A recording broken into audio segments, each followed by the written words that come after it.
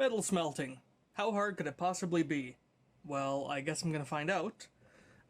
Basically, I've got a project that's been on and off that basically the parts, it would probably be good to have some metal parts, but the majority of the project will be 3D printed. However, there's some stuff that's going to be exposed to high temps, and having it made all out of aluminum instead of like sort of a composite where some parts are metal, some parts are printed, having it all aluminum would be ideal. However, it's quite a complex shape, actually. So, this piece here is designed to take the thrust from a single small, I think, Type B model rocket engine and split the thrust off into these 6 directions. They're all slightly angled so that it would, in theory, hopefully give it a bit of a spin effect.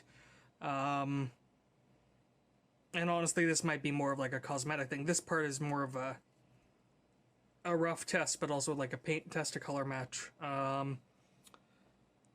So yeah, the idea is a model rocket engine can go off, burn this, or burn out through this, and then this metal cone would help direct the thrust all out to these 6 different directions. And basically, as you can imagine, a model rocket engine burns at, what was it, 1800 Fahrenheit? Like black powder, it's over 1000 degrees Celsius. This doesn't actually combust completely, but having it more robust would be nice. Now, weight is a downside if I have it as metal, but that's what testing is for. So, having this 3D printed in metal, or having it machined, even in multiple parts, would be really expensive. So if I could cast one myself, that would be pretty cool. But there also might just be other... And I mean, metal casting is one of those things that I've seen every now and then, and it seems pretty cool. And especially now that I have a resin printer, I might be able to do really good quality, like castings, like high detail ones, depending on how well this works. The idea is I'm not really doing much research on this whatsoever.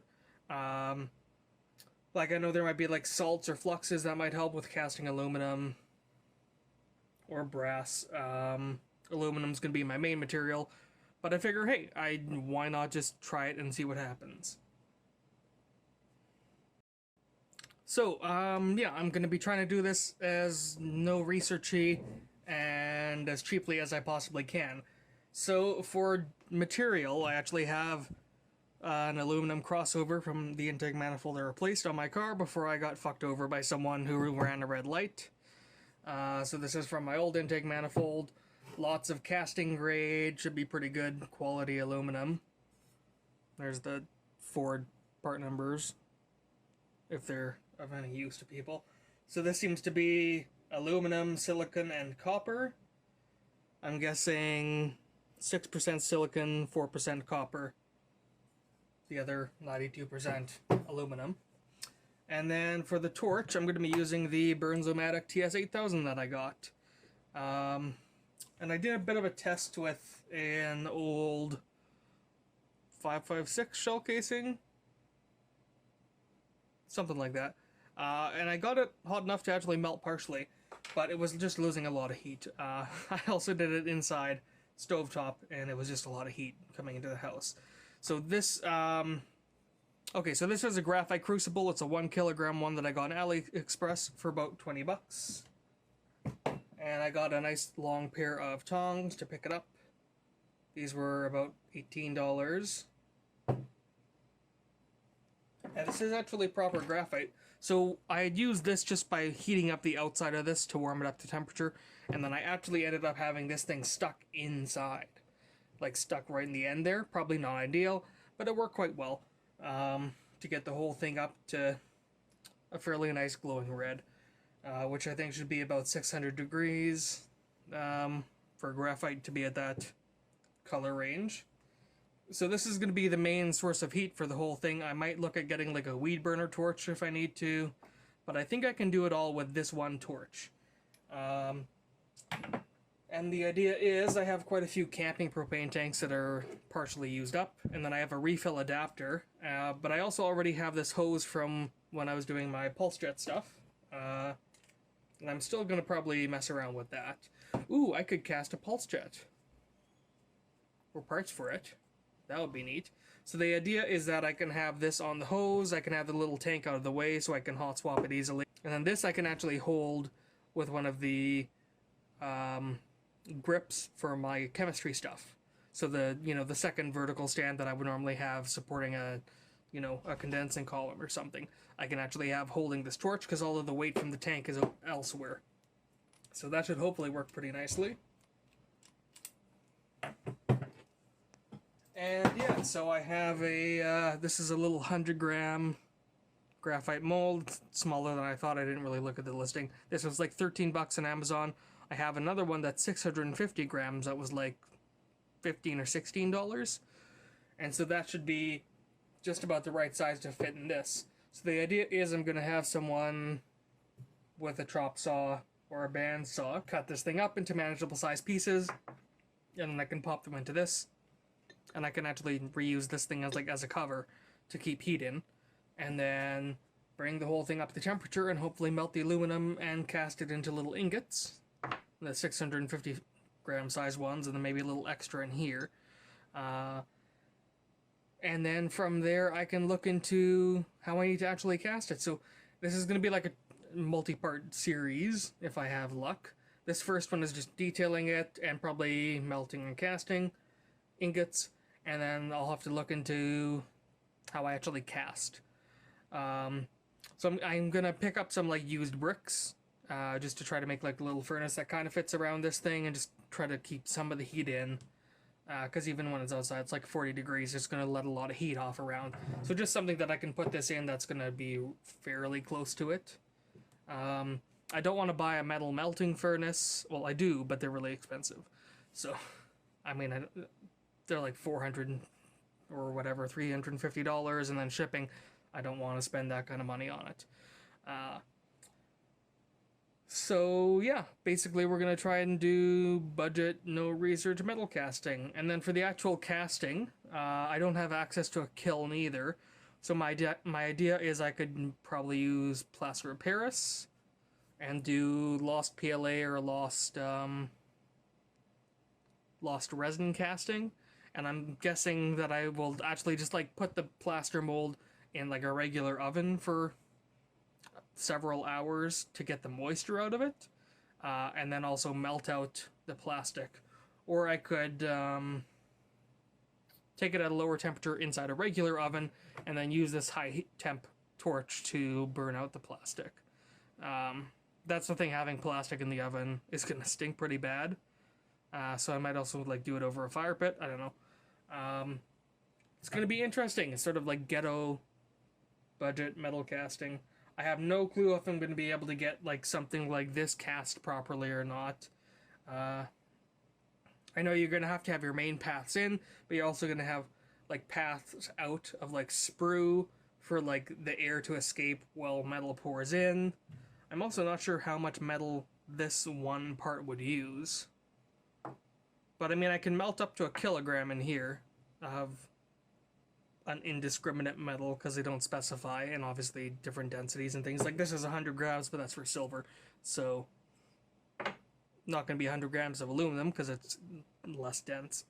But yeah, this should hopefully be interesting. And hopefully maybe show people that you don't need a whole bunch of fancy equipment, like a metal melting furnace to smelt stuff at home. I mean, this is the single most expensive part. I can't remember how much this was. This is like $60 or $70, I think, for this like torch, which, I mean, I still hate the sound of that, but it is like the highest heat output torch, and I wanted something nice and reliable and something that would probably have a good warranty service if I, screwed it up or burned it up. I mean, it's quite messed up from being stuck into here for literally several minutes until this whole thing heated up. But yeah, I'm doing aluminum, maybe brass, so fairly low temp stuff, and should be interesting. So hopefully the next part is actually giving it a shot. Okay, so it's 4 a.m. I couldn't sleep properly. Well, I crashed early because it was like 30-some degrees out. So I figure, hey, why not now to do this? So I've got the little brick thing, and I got bricks. Oh yeah, so it was like 20 bucks for the bricks. So So I've actually got a decent amount of them that shape up well.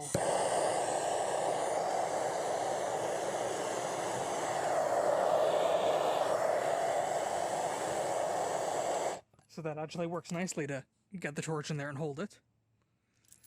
And I've got about 60 grams of, so these are 223 Remington casings. So I've got them in the crucible. And I've also got the thing. So I was one short, I didn't grab one to cover the top. If I'm doing it like this, the other plan is like doing it on the sidewalk. So the idea is I'm going to preheat these. And then I'm going to put them in there. This should hopefully work, right? Oh, that might be a little tricky.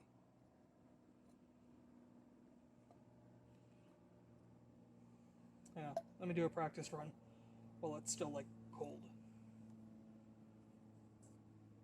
This will probably need improvement for sure. I can make it a bit wider if I have it elsewhere.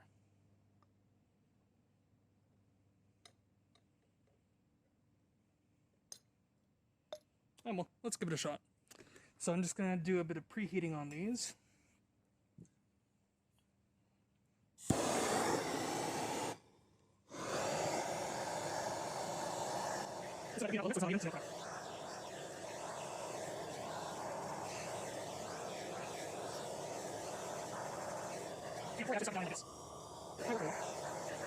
Well, so now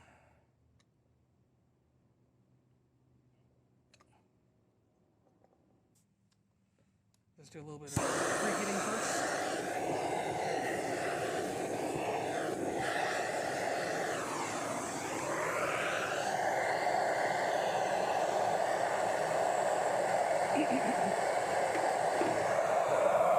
So this should hopefully work.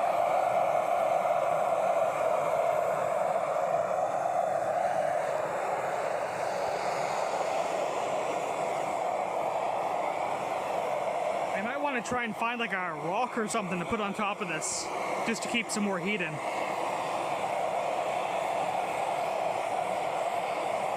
Let's take a look in the crucible.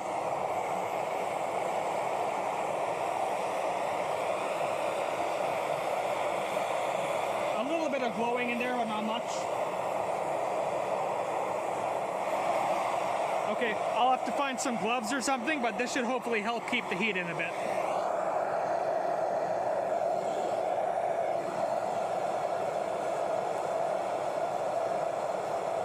So not much of interest for a while now.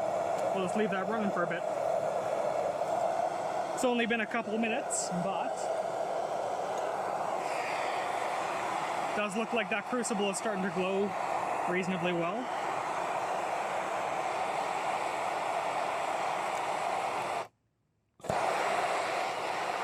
I don't think I want to have the, oh, well.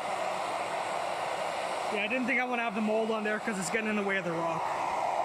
So you can see a bit of a glow in there.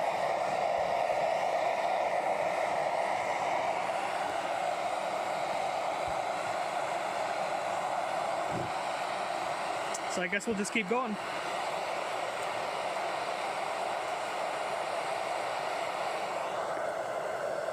Slight problem, I pulled that rock off the top and it knocked those bricks down.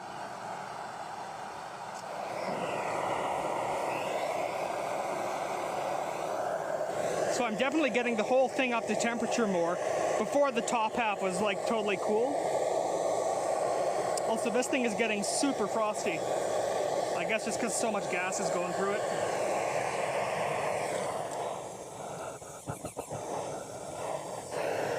I'm gonna grab something to hold that in place.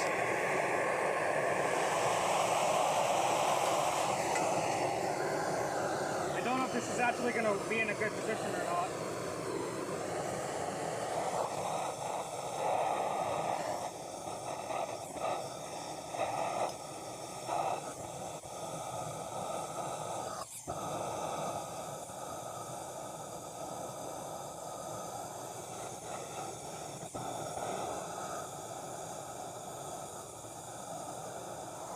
It does look awfully cool when there's no light on. So hopefully that'll keep getting up to temperature. I don't know how well that's going to work though. And that might damage the torch with it being stuck in there like that, but we'll see. So my plan, if this doesn't work, is to try and find a used like weed burner. Because those weed burner ones are way higher heat output. And that might work better. Hopefully it would work better. Because yeah, for an actual stove, it would be like $500 to $600 for an actual melting furnace. Honestly, I feel like this isn't working as well as it being on the side. Yeah. The whole thing is not heating up nearly as much, so I think I'm gonna change the gasket.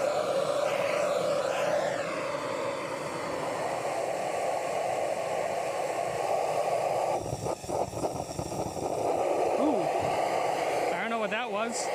This thing is freezing up pretty good actually, so that might be causing problems.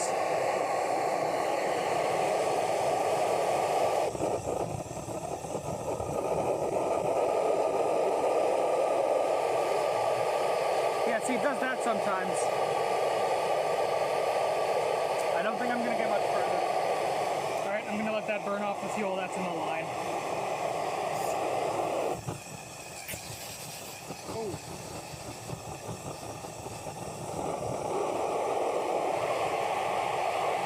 Okay, that was the wrong mirror. Look at that, cordless propane.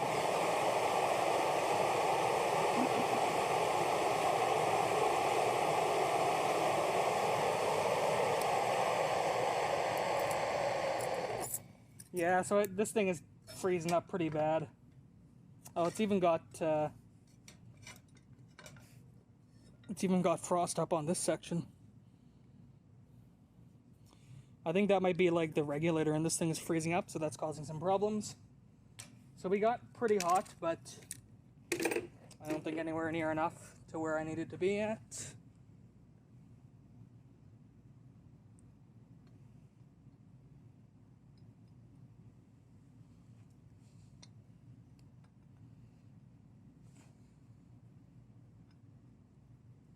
Let's take a look.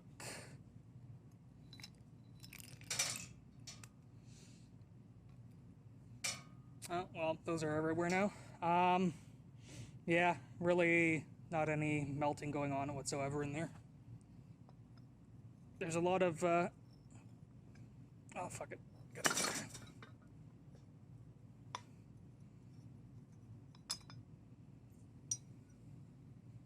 There's a lot of, like, flux residue or something in there, just from the brass. But, yeah, those are still totally solid. Alright. I guess we'll try it again with a weed burner or something.